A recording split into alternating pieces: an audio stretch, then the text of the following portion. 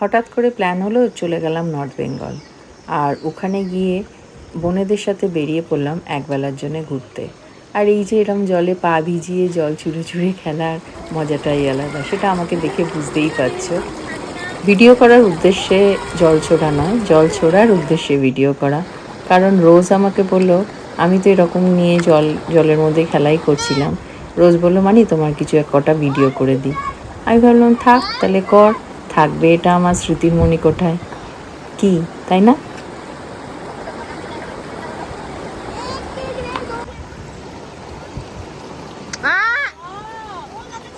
না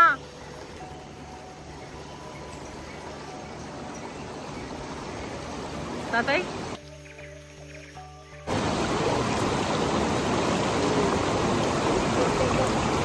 দারুণ লাগছে।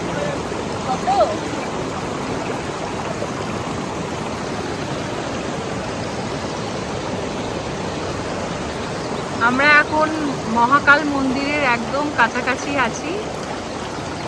যেহেতু আমরা সেই প্রিপারেশন নিয়ে বেরোইনি যে আমরা ছোট মহাকাল মন্দির দর্শন করা হয়ে গেছে, এখন আমরা বড় মহাকাল মন্দিরে দর্শন করার রাস্তাতেই দাঁড়িয়ে আছি। কিন্তু যেতে পারবো না এই কারণে, গেছে আমাদের হাজব্যান্ডরা সব পৌঁছে গেছে, ওরা মানে যাচ্ছে। আমরা যেহেতু প্রিপারেশন নিয়ে আসিনি যে মহাকাল মন্দিরে যাব, সেই জন্য গেলাম না। কেননা একদম ছোট রাস্তা, অন্ধকার পথ, আস্তে আস্তে অনেক বেলাও হয়ে যাবে আর আমাদের সময়ও লাগবে অনেকটা, সেই জন্য আমরা গেলাম না। আমরা এই নদীতে সময় কাটাচ্ছি।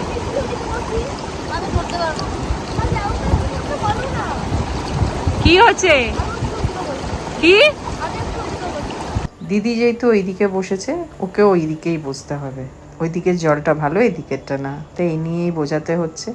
তো যাকে এইভাবেই আমাদের আজকের জয়ন্তীর ঘোরাটা কমপ্লিট হলো। তাহলে আবার পরে দেখা হবে। টাটা।